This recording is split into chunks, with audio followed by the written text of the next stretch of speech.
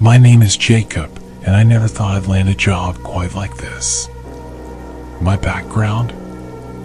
I grew up in a modest part of Brooklyn, working my way up through countless gigs in event planning, mostly doing weddings, the odd corporate shindig, even a bar mitzvah here and there. Nothing too glamorous, but I built a reputation for myself as someone who could keep a cool head and make things happen on time, no matter how chaotic things got.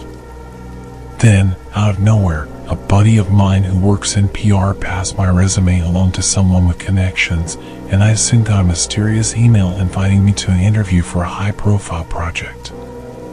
I didn't know at the time that I was about to step into P. Diddy's world. The interview was held in some glossy, unmarked office in Manhattan.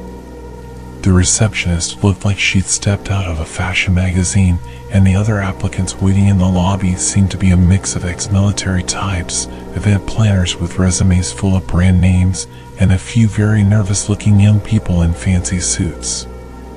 When they finally called my name, I walked into a boardroom with a view over the skyline and sat across from two men who looked like they could be models or bodyguards. They threw questions at me about crisis management, confidentiality, and my level of comfort working under extreme pressure. By the end, one of them smirked, nodded, and said, "You'll do." That was it. I was in. My first assignment was to help organize one of Diddy's famed white parties, a sprawling, luxurious gathering where every detail was planned down to the brand of champagne bubbles and the thread count on the napkins. From the moment I walked into the rented mansion in the Hamptons, I realized I was way out of my league. The mansion was like something out of a dream, sprawling white marble floors, columns stretching to impossibly high ceilings, and chandeliers that probably cost more than my annual salary. The pool, lined with perfectly manicured gardens and cascading floral arrangements, was being prepped with floating white roses, a team of florists arranging every petal with surgical precision. The party planning team was like nothing I'd ever seen. There were coordinators who specialized in each tiny aspect: lighting, table settings, and the aesthetics of the dress code alone. I was introduced to Randall, a security manager with a voice like gravel, who took me aside immediately to explain the level of discretion expected. "This isn't your neighborhood block party," he said, with a steely look in his eye. "If you see something, you didn't see it. If you hear something, it never happened." He handed me a thick NDA on the spot, making sure I knew that no slip-ups would be tolerated. As we got deeper into preparations, I started meeting the rest of the entourage, designers flown in from Paris, chefs flown in from Tokyo, and a handful of assistants who seemed less like helpers and more like sentinels, monitoring every movement, every detail with unnerving precision. By the time I met a woman named Candace, the lead coordinator with a sharp gaze and a voice like honey, I realized just how intensely structured this world was. She pulled me aside as we went over the guest list, rattling off an array of A-list names with the casualness of someone listing groceries. I kept a straight face, but I could feel the weight of it. This wasn't just another party. This was an event where secrets were currency, and every person here was expected to know their role and keep their mouth shut. The night before the party, I was summoned to a meeting in Diddy's private quarters. This was a rare privilege. I gathered from the approving nods from Candace and the others. I entered the room and was hit by the scent of leather and something musky and expensive, and the walls were lined with photos of him with stars I'd only seen on magazine covers. On the far side, near a grand piano, there were shelves of champagne bottles, some half-drunk, some dusty but preserved. And that's when I got a taste of what these parties really meant. Randall, still there in his ever-present role as protector, chuckled under his breath and leaned close. "Here's the thing, Jacob," he murmured. "What happens here? It's history in the making, but only for the people who are meant to remember it. And you're one of those people now." He looked me dead in the eyes, as if daring me to flinch. I nodded, feeling the enormity of it settle around me. I was now a part of Diddy's world, and I could sense there was no turning back. The night of the white party arrived, and even with everything I'd seen during setup, the final result was nothing short of magical. Stepping onto the grounds felt like stepping into a world where luxury was not just a lifestyle but an art form. The entire mansion was bathed in soft, golden light, casting a dreamy glow over the all-white decor that stretched from the marble floors to the silver-lined candle holders dotting every table. The gardens had been transformed into a floral wonderland, with rare orchids and white lilies climbing up trellises and framing the pool like a scene from an old Hollywood set. Every corner radiated elegance, from the sparkling, hand-blown glassware to the opulent white fur throws draped over lounge chairs. The guests began trickling in, each entrance grander than the last. Celebrities from every corner of the world arrived, clad head to toe in custom white attire that probably cost more than my year's rent. A handful of music legends entered with their entourages, nodding and exchanging quick laughs before diving into conversations that seemed more like hushed negotiations. As the night wore on, the guest list only grew more surreal. There was an NBA star towering over the crowd, his white suit shimmering under the lights as he laughed with a well-known director whose movies I'd practically grown up on. Nearby, a group of high-fashion models posed, laughing and clinking crystal flutes of champagne. I even spotted a tech billionaire in a crisp white blazer, standing off to the side as if slightly overwhelmed by all the glitz and glamour. I made my way through the crowd, trying not to gawk but unable to stop myself from soaking in every detail. I overheard snippets of fascinating, and sometimes downright bizarre, conversations. Two actors I recognized from a recent blockbuster were trading stories about stunts gone wrong, while a famous pop star murmured to her manager about a hush-hush project in Tokyo. Just as I passed by a group of rappers sharing a laugh, I caught sight of an iconic fashion designer, her sunglasses on even though it was well after dark, talking with a supermodel who was teasing her about the controversial gown she'd worn at camp. For a moment, I allowed myself to relax and simply enjoy the show. But then, out of the corner of my eye, I noticed something strange. A small group of guests, dressed in the same glamorous white attire, was being ushered away by a pair of stone-faced security guards. Unlike the rest of the attendees, they seemed neither flashy nor entirely at ease. They slipped quietly through a side door, away from the grand ballroom and the lights of the party. It was so discreet that I almost convinced myself it hadn't happened. But curiosity tugged at me. I couldn't ignore the unease that had started to bubble up inside me. For the next 10 minutes, I lingered around, trying to convince myself it was probably nothing. Maybe they were just VIP guests needing a break from the crowd, or a high-stakes meeting for some of the biggest names in the industry. Still, something about the way they'd been escorted struck me as unusual. Randall's warning from the night before echoed in my mind. What happens here, stays here. But what if this was something important? I glanced around the room, watching the laughter and cheers of the crowd, the music pulsing at a hypnotic beat. I felt the weight of my choice: stay in the spotlight, where everything was scripted and safe, or follow the unknown and risk seeing something I couldn't unsee. With a deep breath, I made up my mind. I took a step toward the shadowed hallway, pulse racing as I debated my next move, realizing that whatever happened next might change the way I saw this world forever. Heart pounding, I slipped away from the main party, hugging the walls as I followed the path the small group of guests had taken. The laughter and clinking of glasses faded behind me, replaced by the eerie stillness of the mansion's private corridors. The decor in these hidden areas was subtler but no less extravagant: thick, cream-colored carpet and walls adorned with abstract art. This wasn't part of the mansion we prepared for the party. It was something entirely different: the private, untouched realm behind the glittering facade. I kept my steps light as I ventured deeper, slipping past heavy doors with polished brass handles. I passed rooms lined with grand bookshelves and others that looked like private lounges, with plush seating and gilded mirrors reflecting the dim, ambient glow from wall sconces.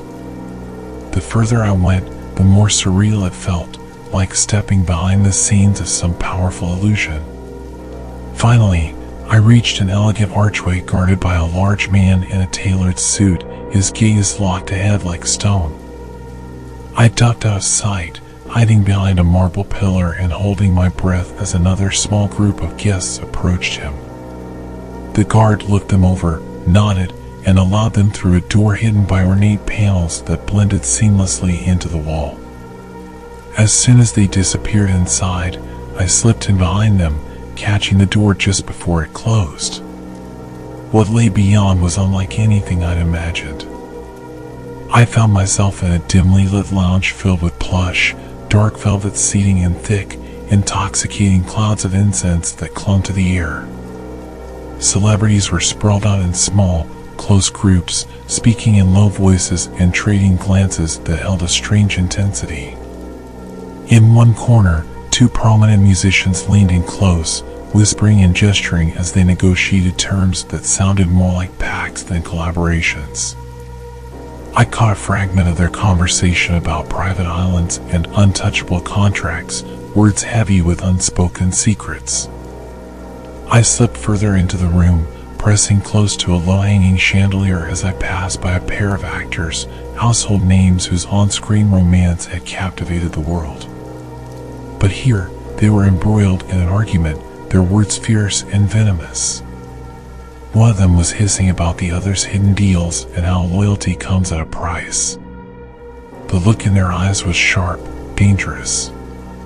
Moving closer, I overheard a conversation between a group of high-profile tech executives and a sports star who, up close, had an air of quiet menace about him. They were murmuring about some offshore accounts, moving figures, and favors across global networks. Their words were cryptic but full of implications, and I felt my skin prickle as I realized just how intertwined these worlds were, where fame, wealth, and power blurred into a dangerous game of influence. As I continued to explore, I entered a smaller, dimly lit chamber at the back of the lounge. Here, the atmosphere was almost ceremonial. A circle of influential people, musicians, business tycoons, and even a fashion icon were seated around a low, black marble table, a glass orb glowing in the center. They spoke in hushed, almost reverent tones, mentioning rituals of success, the price of protection, and favors they owed one another. Their faces were intense, and something about the scene felt unsettlingly rehearsed, like a twisted kind of tradition they'd all silently agreed upon. I tried to steady myself, heart pounding as I realized the depth of what I was witnessing. These weren't just powerful people mingling, these were covert alliances and strange rituals meant to keep them connected, insulated from the consequences most of us faced. Then I felt it, a shiver down my spine. I turned my head, and there, standing in the corner, was one of Diddy's inner circle members, his sharp gaze locked on me. He was a towering man in a fitted suit, with an expression that showed no warmth, only cold calculation. He stepped forward, and I froze, my mind racing through my options. Before I could make a move, he raised a hand, signaling to a guard standing nearby. In an instant, I realized I'd gotten too close, seen too much. I'd crossed an invisible line into territory I didn't belong in. The guard started to advance, and I felt the walls of the room closing in, the air thick with tension as I braced myself for what would happen next. I turned on my heel, trying to keep calm as I retraced my steps back through the dimly lit corridors, but every turn felt slower, like the walls were closing in. Just when I thought I'd made it back to the main hall, a pair of broad-shouldered guards appeared, blocking my path. I tried to look casual, nodding at them as if I were just a lost assistant who had taken a wrong turn, but their stone-cold faces told me they weren't buying it. "Where do you think you're going?" one of them asked, voice low and chilling. Sorry," I stammered, trying to stay calm. "I'm with the staff, and I thought this area was, I thought it was part of the route to the main hall." One of the guards raised an eyebrow, but his eyes were hard. "You've seen things you weren't supposed to see," he replied, his voice void of sympathy. "People around here pay good money to keep their lives private, understand?" I nodded, hoping that by showing deference, I could somehow diffuse the situation. "Look, I didn't see anything. Honestly, I was just trying to make sure everything was running smoothly for the party. It's my first night, and I got a little lost." The second guard stepped forward, crossing his arms. "Lost, huh? You don't get lost back here. Diddy's inner circle doesn't make rookie mistakes like that." His voice was razor sharp, and I could feel my confidence slipping. I took a deep breath, trying to keep my voice steady. "I get it, alright? I wasn't supposed to be there, and I'll make sure it never happens again. I won't say a word." For a tense moment, they both stared at me, their faces unreadable. Then one of them spoke, slowly, as if choosing his words with careful precision. "People come here because it's a sanctuary for those who live in the public eye. What they do here stays here. No loose ends, no slip-ups." I swallowed hard, feeling the weight of his words sink in. I'd heard rumors about the exclusivity of these parties, but this was different. This was a world held together by secrets, the kind that could ruin lives.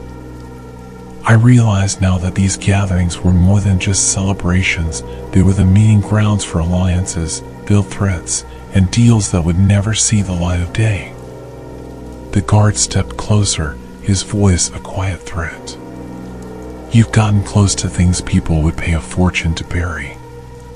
But there's a way out for you, Jacob. You stay silent, you keep your head down, and you'll be fine. Maybe even make something of yourself here.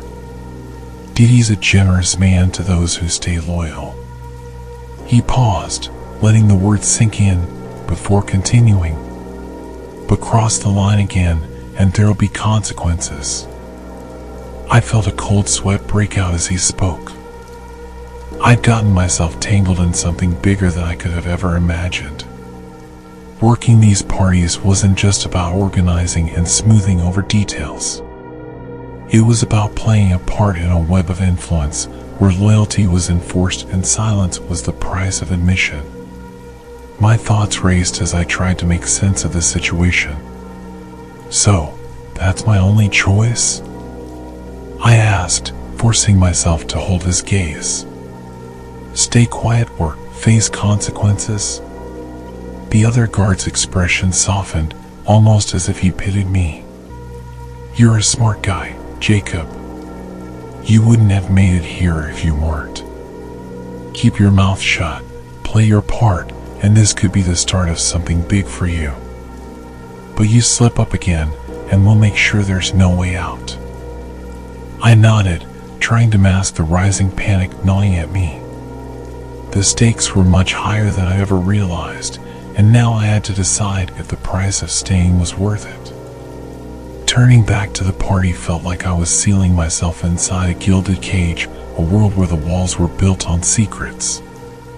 But leaving meant closing the door on a chance to make it in ways I'd only dreamed of. As I made my way back, the sound of laughter and music grew louder, but it felt hollow, distant, like an echo from another life. As I stood there, the beat of the music from the main party throbbing just on the other side of the wall, I weighed the decision in my mind.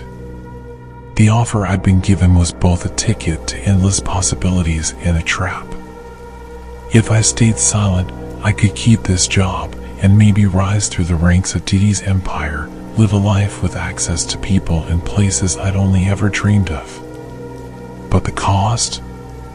Silence, loyalty to a world where people play by their own rules, a web of secrets I wasn't even supposed to know. And if I left, that was a risk all its own. A risk that would mean saying goodbye to the promise of power and connections, but might, just might, keep me sane. My mind was a storm of conflicting thoughts, my body frozen in place. But one thing was clear, I couldn't stay. Not after what I'd seen. Whatever curiosity or ambition had driven me this far had faded, replaced by a fear that was hard to shake. I didn't want to be part of this world anymore, I just needed to find a way out. But getting out of here wouldn't be easy. With the two guards eyeing me suspiciously, waiting for any slip-up, I had to play my part, at least for now. I nodded, gave a firm, understood, and forced a calm smile before stepping away, heading back toward the main party. Inside, I felt like every person I passed knew I was hiding something. I could feel the weight of their eyes on me, or maybe it was my imagination.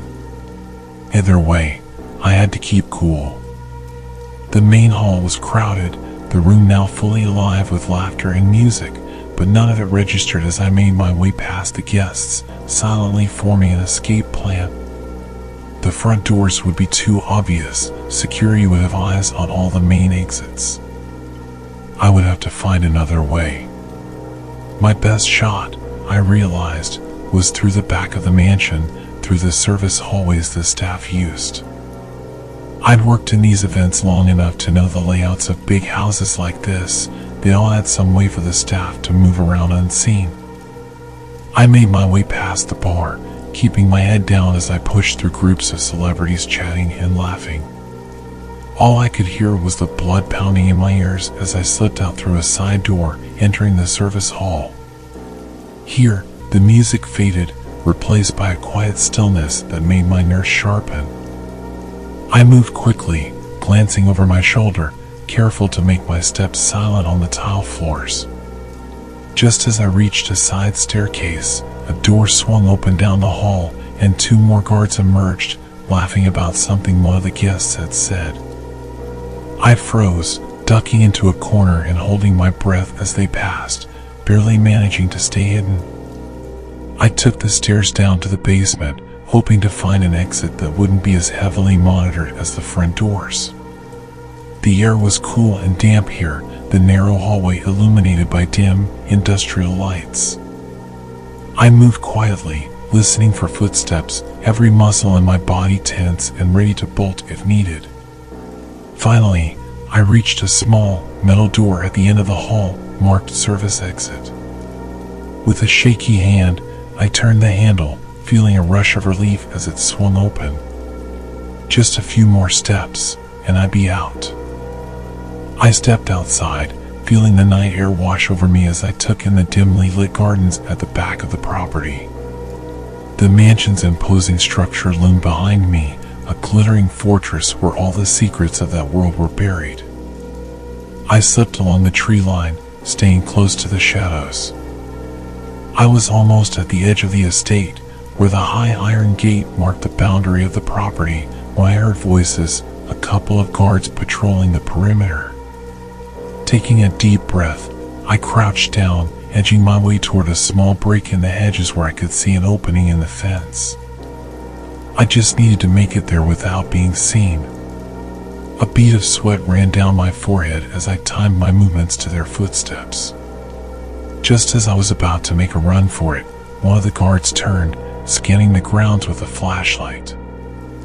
I froze, holding my breath as the beam passed right over me, heart pounding in my chest. When they turned away, I bolted, slipping through the break in the fence and breaking into a run down the empty road. The adrenaline kept me going, propelling me farther away from the mansion and into the darkness of the quiet Hamptons night. I didn't stop until I'd put miles between me and that place, my legs burning, breath coming in ragged gasps. Only then did the reality of what I'd just done sink in. I'd walked away from a world that promised everything and held nothing but danger. But I was free, at least, I hoped I was. Back in the city, I tried to return to normal life, but it wasn't easy. For the first few days, I felt almost exhilarated, convinced that I'd made the right choice, that I'd escaped before it was too late. But then, subtle things started happening. I'd noticed cars parked outside my apartment that hadn't been there before, darkly tinted windows and unfamiliar plates. And then there were the strange calls. My phone would ring late at night, no one on the other end, just silence with a faint sound of breathing. I knew, deep down, that these weren't coincidences. A week passed, and paranoia settled in, coiling around me like a shadow. I started avoiding crowded places, keeping my head down whenever I left my apartment, convinced that someone was watching me. The few times I tried to reach out to friends, I stopped myself, fearing that dragging them into this would put them at risk too. I was alone, locked in my mind with the memories of what I'd seen, the deals and rituals, the whispers of power that reached far beyond the mansion. One night, as I was walking home from the store, I noticed a figure standing across the street. Tall, dressed in a dark coat, head lowered. I couldn't see their face, but I knew they were watching me. I turned, taking a different route, trying to shake them. But when I got home, there was a note slipped under my door. It was simple, just 2 words scrawled on a piece of paper. Stay quiet. Every nerve in my body screamed to leave, to get out of the city, start fresh somewhere far away. But I knew that this wasn't the kind of thing you could outrun. People in Diddy's world had reach, money, and influence that could find me anywhere I went. I'd crossed the line, and now I was living in a kind of limbo, trapped between my old life and the secrets I'd stumbled upon. Days blurred into weeks, each one weighed down by the constant sense of being hunted. I barely slept, the smallest sounds jolting me awake. Every shadow seemed like a threat, every stranger a potential spy. My life had become a series of precautions, of careful steps and constant vigilance. Freedom was a thin illusion, a fleeting moment I had when I first escaped that mansion. Now, it felt like I was still in a cage, only this one was invisible, built from secrets and threats. One evening, as I sat in my darkened apartment, the weight of everything pressing down on me, I felt a cold certainty settle in. I'd seen something I wasn't supposed to, something that went beyond mere celebrity and luxury. This was a hidden world, a network of influence and control that operated on its own terms. And now, I was bound to it, forever marked by what I'd seen. A single text came through on my phone, from an unknown number. The message was simple. Asterisk, remember your place. Asterisk. I stared at the screen, a chill running down my spine. There was no escape. The days dragged on after my escape from Diddy's party, each one tinged with anxiety and paranoia. I avoided contact with anyone I knew, fearing that I might inadvertently involve them in my mess. The silence was deafening, and the weight of my decision hung heavy over me. But just when I thought I'd finally managed to slip into obscurity, my phone buzzed with an unexpected message. The sender was unknown, and the message simply read, Asterisk, meet me at the Aria Lounge tonight at 8 p.m. You want to hear what I have to say. Asterisk, a chill ran down my spine. The Aria Lounge was an exclusive spot frequented by the elite, a place where only those with connections could get in.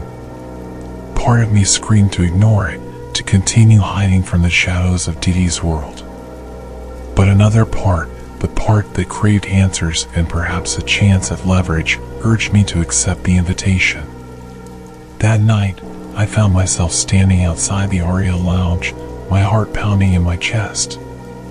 The building was sleek and modern, a contrast to the opulence of the mansion. I took a deep breath, reminding myself of the stakes.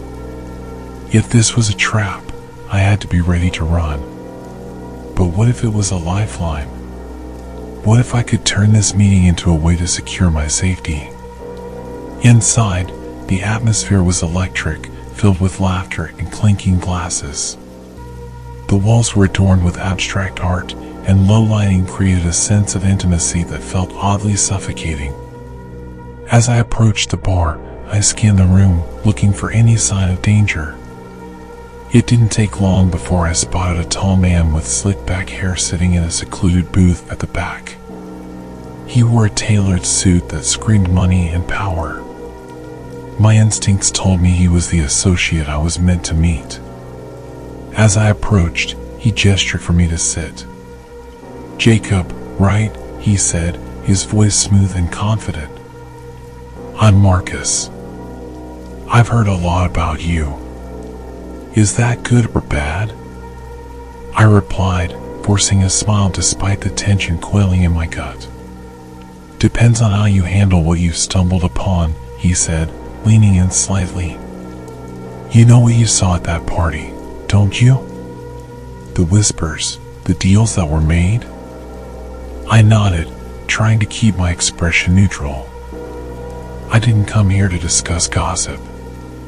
"Not gossip, Jacob. This is a world you've barely scratched the surface of. The white parties are just the tip of the iceberg. What you witnessed is part of a much larger game, one where power, influence, and blackmail are the currency." I leaned back, crossing my arms. "What are you saying? That there's more to Diddy than just music and parties?" "Much more," he replied, his gaze piercing. "The elite operate on a different level. They have secrets, powerful secrets that keep them safe and their empires intact. You uncovered something valuable, and that makes you a target." I felt a knot tighten in my stomach. "What do you want from me?" Marcus smiled, but there was no warmth in it. "I want to offer you a choice. You can walk away, go back to your quiet life. But understand, you'll always look over your shoulder, wondering if someone will come for you. Or you can dive deeper. Use what you know as leverage. Become part of this world, and it could open doors you never imagined." The weight of his words sank in. The danger was palpable, and my instincts screamed at me to run. But the allure of power, of having a say in this dangerous game, was intoxicating. I had seen things that could either destroy me or elevate me. A part of me wanted to know more, to uncover the layers of influence that surrounded me. "What's the catch?" I asked, trying to keep my voice steady. "What do I have to do?" "Just remember, loyalty is rewarded, but betrayal comes with a price," Marcus said, leaning back and studying me. "Choose wisely." I felt the pull of the unknown, the temptation to step deeper into a world I barely understood. My heart raced as I weighed my options. The fear of what I had escaped lingered, but the potential for power and safety was tantalizing. I could either cut my losses and run, or take a leap into the unknown and see where it led me. As I left the Aria lounge, the decision loomed over me like a dark cloud, heavy and foreboding. I was standing at a crossroads, one path leading to safety, the other into the heart of a dangerous world filled with secrets and intrigue. Would I turn back, or would I dive deeper into the shadows, ready to seize whatever leverage I could find?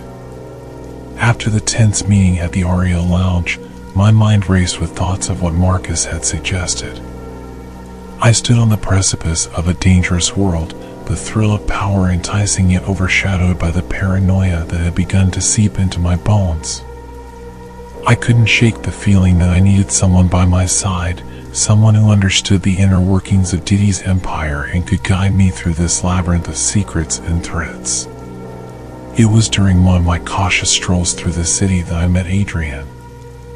I had just stepped into a quiet coffee shop, a safe haven where I could observe the world without being seen, when I overheard a hushed conversation at the corner table. Two men were speaking in low tones, their eyes darting around as if they were afraid someone might overhear. Intrigued, I leaned in closer, catching snippets of their discussion about Diddy's parties and the elite figures who flitted in and out of that world. Adrian was once an insider, a close associate of Diddy who had fallen out of favor. He had a reputation for being able to navigate the treacherous waters of celebrity culture, and his knowledge of the elite's dealings was unparalleled. When I approached him, he regarded me with suspicion but also curiosity. I told him my story, how I had stumbled upon secrets I wasn't meant to know, and how I had barely escaped the party that had introduced me to this perilous realm. "I've been in your shoes, Jacob," Adrian said, his voice low and cautious. "I know the risks. Diddy's world is a dangerous one, filled with people who will stop at nothing to protect their interests. But it sounds like you've caught the attention of someone powerful. You need to protect yourself, and I can help with that." I felt a flicker of hope ignite in me. Adrian had knowledge and experience, but more importantly, he had a drive to expose the truth behind Diddy's empire. He shared tales of backdoor dealings and hidden alliances that defined the elite lifestyle. With his help, I could uncover evidence that could serve as my shield against the dangers surrounding me. Over the next few weeks, we devised a plan, meticulously plotting our covert operations to gather incriminating details. We met regularly at different locations, each time taking great care to avoid surveillance. Adrian suggested disguises simple enough that we could blend in with the crowds while remaining undetected. We became shadows, slipping through the dark corners of high-end clubs and private events, gathering intel and observing the powerful figures involved in the white parties. One night, we managed to gain access to an exclusive gala, an event hosted by a famous fashion designer who had ties to Diddy. Adrian and I donned sleek suits and playful smiles, embodying the very essence of the elite. We mingled effortlessly, discreetly eavesdropping on conversations that hinted at clandestine deals and rivalries. "Keep an eye on that group over there," Adrian whispered, nodding toward a cluster of well-known figures. "They're rumored to be involved in money laundering and blackmail. If we can get just one of them to slip up." I followed his gaze, feeling the adrenaline course through my veins. The thrill of the hunt was intoxicating. We slipped away from the crowd, finding a more secluded corner where we could observe without drawing attention. Adrian pulled out a small, hidden camera he had rigged to look like a phone. "If we can get footage of any suspicious dealings, we'll have the leverage we need." As the evening unfolded, I began to realize how adept Adrian was at maneuvering through this world. He was charming, able to draw people in with his charisma, and each interaction felt like a carefully choreographed dance. I followed his lead, absorbing his tactics, but a nagging doubt began to creep into my mind. What was Adrian's true agenda? Did he have his own motivations that I wasn't aware of? It wasn't just paranoia. There were too many coincidences, too many moments where his intentions seemed obscured by his desire to gather information. Each time I shared something personal, I sensed a flicker of something darker in his eyes. Despite my doubts, we continued our operations. We broke into private gatherings, always staying on high alert. One fateful night, we found ourselves in the back room of an upscale lounge, listening to a conversation between two powerful associates of Diddy. The air was thick with tension as they discussed upcoming deals that could put both of them at risk. "Things are changing," one of them said, glancing around nervously.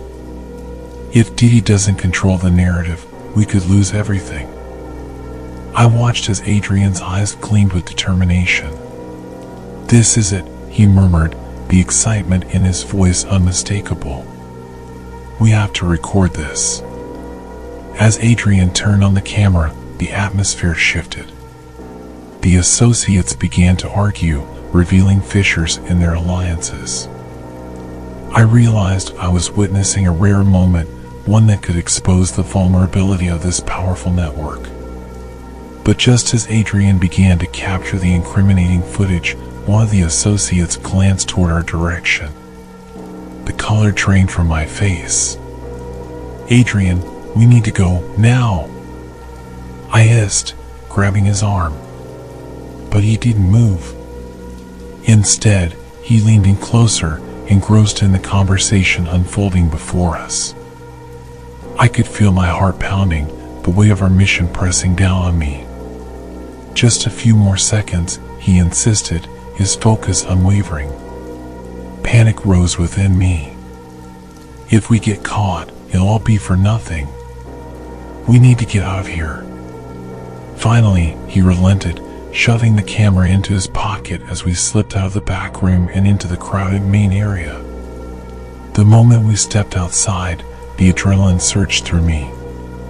We had gathered valuable information, but I couldn't shake the feeling that we were walking a tightrope. Adrian was brilliant and resourceful, but what if he had an ulterior motive? The following weeks were a blur of late-night discussions and frantic strategizing. I spent hours reviewing the footage we had gathered, piecing together a narrative that could expose the hidden world of Diddy and his associates. But each time I turned to Adrian, I felt an unsettling sense of mistrust. He had become my ally, but he also felt like a potential adversary. Then came the night when everything changed. We had planned a final operation, one that would involve confronting a powerful figure who held keys to the deeper secrets of Diddy's empire. I was excited but also anxious about what this encounter would mean for our alliance. As we prepared, I found myself increasingly suspicious of Adrian's motives. "Do you trust me?" he asked one evening, his eyes searching mine. "Of course," I replied, but the words felt hollow. "Good," he said, leaning in, "because this is going to change everything. But you need to be ready for the consequences." What did that mean? I was so caught up in the rush of our mission that I hadn't stopped to think about the endgame. What if Adrian's ambition was to take Diddy down, not to save me but to carve his own path? As we moved forward, I kept my guard up. I couldn't let my guard down, not now. This was a high-stakes game, and I was no longer sure who was playing on my side. My instincts urged caution, but the adrenaline fueled my desire for justice. I could feel the tide turning, and with it, the realization that I had to take charge of my own fate, regardless of Adrian's hidden agenda. And then it happened.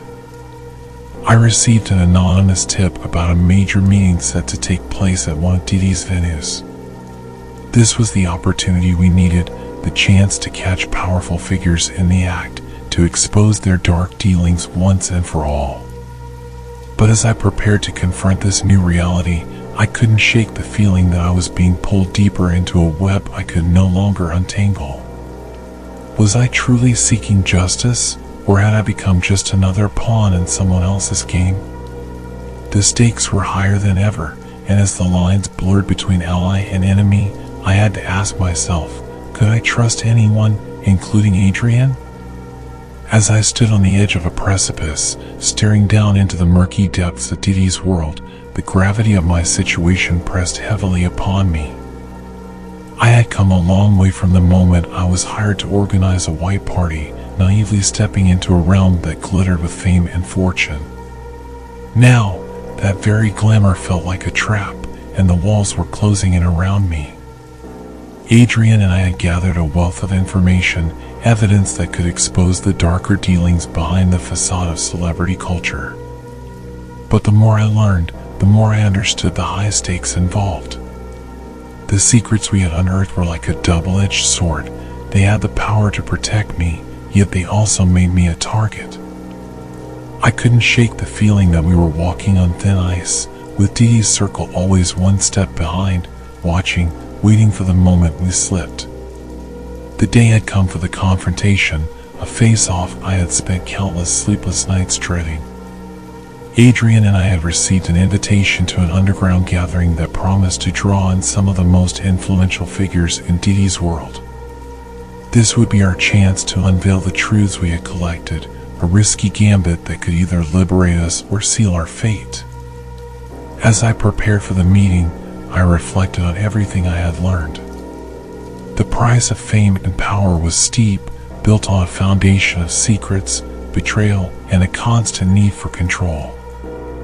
I thought of the faces I had encountered, the high-profile celebrities, the hidden power brokers, and the intimidating security who watched my every move.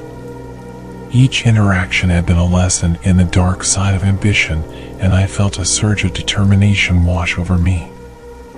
"Are you ready for this?" Adrian asked, his voice breaking through my thoughts as we stood outside the venue, a dimly lit warehouse on the outskirts of the city. The atmosphere was charged, the air thick with tension. I took a deep breath, my pulse racing. As ready as I'll ever be. Inside, the setting was more extravagant than I had anticipated. A lavish spread of food and drink adorned the tables, while a DJ spun tracks that echoed through the cavernous space. But beneath the glitz lay an undercurrent of anxiety, the unspoken awareness that danger lurked just below the surface. I could sense the eyes on us, the scrutinizing glances from those who recognized Adrian and perhaps me as well. "Stick to the plan," Adrian reminded me as we moved through the crowd, our disguises still intact. "We gather evidence, confront them, and get out. No heroics."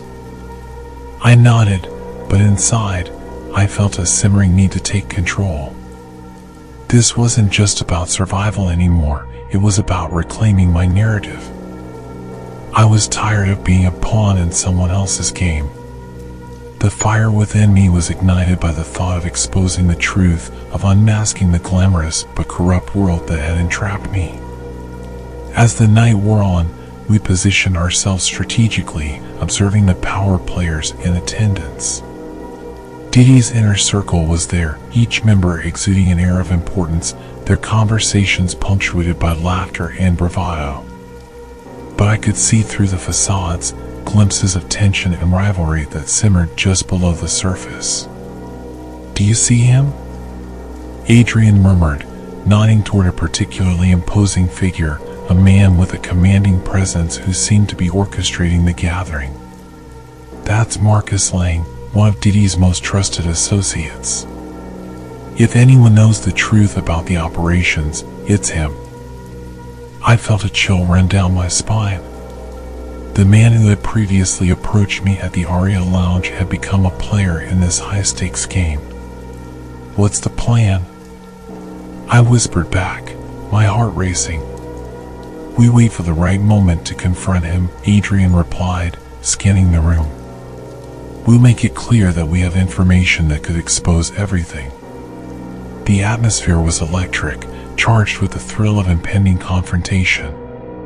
It felt as if the walls themselves were holding their breath, waiting for the tension to reach a breaking point. I could feel my resolve hardening, the stakes crystallizing before me. As the evening progressed, the crowd swelled, and conversations grew more animated. Adrian and I exchanged furtive glances, the weight of our mission heavy upon us. I felt a mix of anticipation and dread. This was the moment we had prepared for, but it also felt surreal, as if we were characters in a dark thriller, trapped in a narrative far more complex than either of us had anticipated. Suddenly, the music faded, and a hush fell over the crowd. Marcus Lang stepped onto a makeshift stage, his voice cutting through the silence. "Thank you all for coming tonight. We have much to celebrate and even more to discuss." I exchanged a nervous glance with Adrian. This was it. We had to act quickly. As Marcus began to speak, I felt a rush of adrenaline. "Now," I said to Adrian, my voice barely above a whisper. Let's move. We pushed through the throng, adrenaline surging in our veins. My heart raced as we reached the front of the crowd, standing just a few feet from Marcus. Marcus. I called out, my voice steady despite the chaos swirling around me. We need to talk. The room went silent as all eyes turned to us, surprise etched on their faces. Marcus raised an eyebrow, a smirk playing on his lips. Well, look who decided to show up. The party crasher. Enough games, Adrian interjected, stepping forward. We know what's happening behind the scenes. You're not as untouchable as you think. Laughter erupted from the crowd, but I could see the tension ripple through Marcus. You think you can just waltz in here and make demands? He sneered. You have no idea what you're up against. But my resolve was unwavering. We have evidence, I declared, pulling out my phone and displaying the recordings Adrian had captured. This is about more than just you. It's about exposing the truth behind Diddy's empire. Gasps filled the room, and for a moment, the atmosphere shifted. I saw uncertainty flash across Marcus's face, and my heart raced. We were striking a nerve, pushing buttons that hadn't been touched before. You really think you can threaten us with a couple of recordings? Marcus said, regaining his composure. You have no idea how deep this goes. Then enlighten us, I shot back, adrenaline fueling my words. Because we're not leaving until we expose the lies and corruption that have taken root in this world. A murmur spread through the crowd as they processed our confrontation. I could feel eyes narrowing, suspicion growing. Some were curious, but others looked dangerously angry. The stakes were rising, and I knew we had to tread carefully. But just as I thought we had gained the upper hand, Marcus leaned in, his demeanor shifting from amusement to menace. You have no idea what you're dealing with, kid. Diddy and his circle protect their own. If you think you can walk away from this unscathed, you're delusional. The threat hung in the air, palpable and suffocating. My mind raced as I considered the ramifications of our actions. What had we really uncovered? And at what cost? Adrian stepped closer to me, his expression serious. We have what we need, he said quietly. Let's get out of here before things escalate further. But the pull of the truth was strong, and I felt an almost magnetic urge to push forward. No, I replied, my voice steady. We can't back down now. We need to show everyone what this world truly is. With renewed determination, I faced Marcus. You think you can intimidate me into silence? I refuse to be a pawn in your game any longer. This is our chance to take control. A tense standoff ensued, the crowd holding its breath as they sensed the rising tension. I could see the gears turning in Marcus's mind as he assessed the situation. He knew he was losing ground, and I could almost feel the weight of his frustration. But then, unexpectedly, a voice pierced through the silence. A familiar figure emerged from the crowd, a woman dressed in an elegant gown. It was someone I recognized, someone who had been a constant presence at Diddy's parties. She had a sharp gaze and a commanding presence that demanded attention. Enough of this, she said, stepping forward with confidence. You think you can walk in here and make demands without consequences? You don't know who you're messing with. Adrian's eyes widened, and I felt my heart drop. This was a new player in the game, and I had no idea what her intentions were. The stakes were higher than ever, and I could sense the power dynamics shifting again. Who are you? I demanded, my voice steady despite the uncertainty. She smiled, a cold, calculated smile that sent shivers down my spine. I'm someone who understands the cost of ambition. You're out of your depth, Jacob. You should have stayed in the shadows. Her words cut deep, and I could feel the weight of her scrutiny. What do you want? I pressed, my pulse racing. Let's not play games. You have something we need, she said, her gaze piercing through me. But if you think you can just walk away with it, you're mistaken. I glanced at Adrian, sensing the tension between us. We had stepped into a world of uncertainty, and the consequences of our actions loomed large. I had to make a decision, and it had to be made quickly. As I stood in the crowded warehouse, surrounded by the glaring lights and intense scrutiny of the elite, I felt the weight of the moment pressing down on me. The ultimatum hung in the air like a guillotine poised to drop. The unknown woman's calculating gaze bore into me, while Marcus Lane's smirk hinted at the danger lurking just beyond my reach. This was it. I had to make a choice, and I could feel the seconds slipping away. I looked at Adrian, who seemed just as torn as I was, his expression shifting from determination to apprehension. I had dragged him into this chaotic world of power and influence, and now our fates were intertwined. But deep down, I knew that I had to decide what I truly wanted. Jacob, Adrian whispered urgently, breaking my reverie. We need to get out of here. This is getting out of control. No, I replied, my voice firm, surprising even myself. This is the moment we've been waiting for. We can't back down now. Adrian's eyes widened. What are you talking about? You're risking everything. If we expose them, it won't just be a battle of words, it could be our lives on the line. But as I stood there, staring into the eyes of power and corruption, I felt a fire igniting within me. The fear I had carried for weeks transformed into a fierce determination. I was done being a pawn, done being scared. If there was any chance I could reveal the truth about Diddy's world, I had to take it. Listen, I said, my voice rising above the murmurs of the crowd. You all think you can control the narrative, hide behind your influence and power. But I won't be silent. You can't silence me.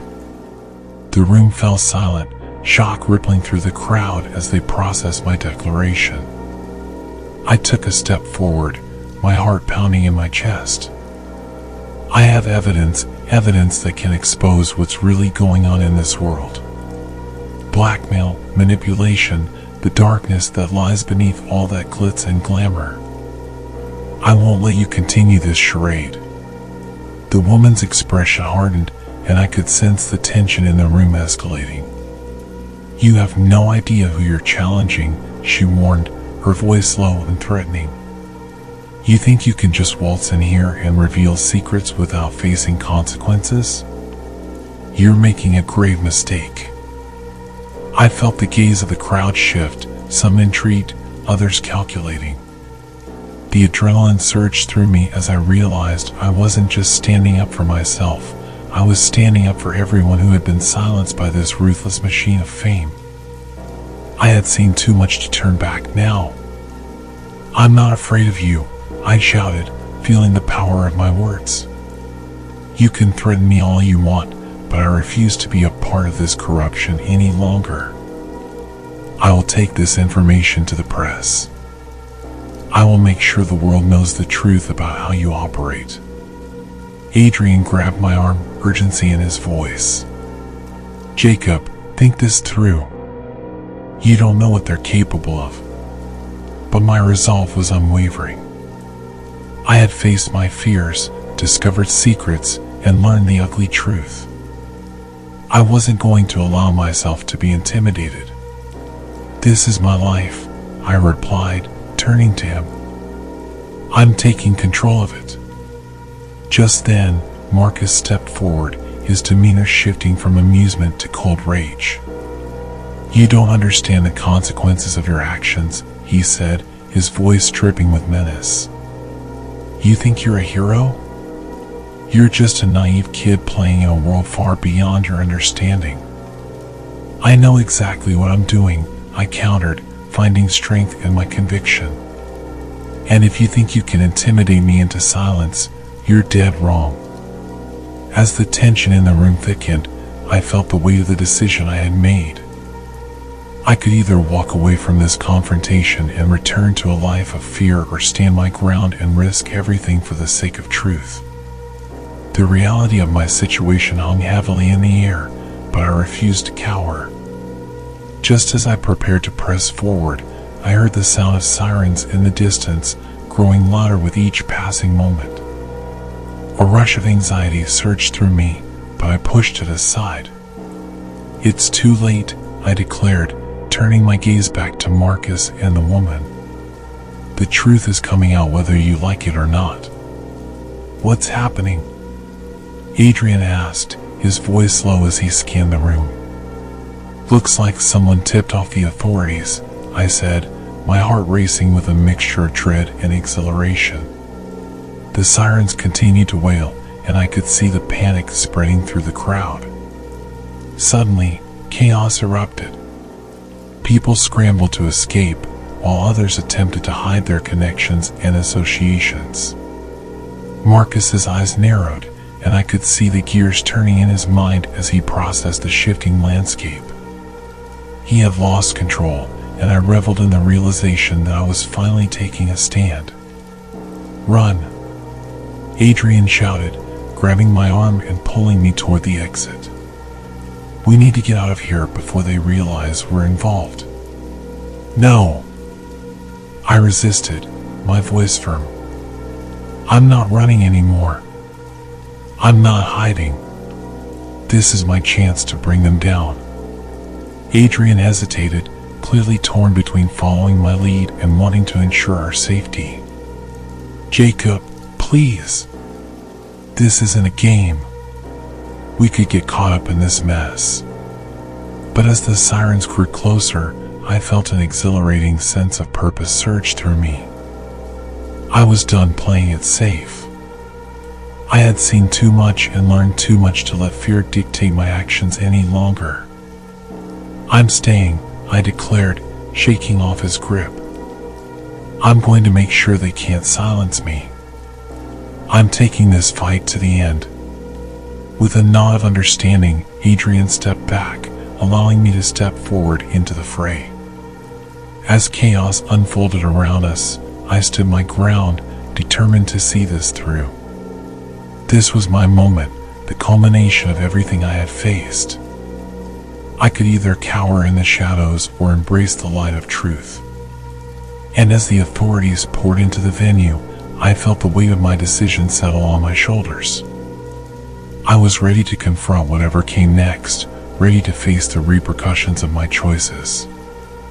I was no longer just Jacob, a man hired to organize parties. I was Jacob, a man determined to expose the hidden truths of a world steeped in power and corruption. With one last look at Adrian, I knew that I had made my choice. I was ready to embrace the fight, to step into the unknown and take on the forces that sought to control me. And as the night unfolded, I understood that I had changed my life forever, no longer a pawn in someone else's game, but a player in my own story, ready to reclaim my narrative and fight for the truth. The sound of sirens faded into the background, replaced by the exhilaration of my newfound resolve. I was ready to face whatever lay ahead, and nothing could hold me back. The truth was worth fighting for, and I was prepared to take on the world to reveal it.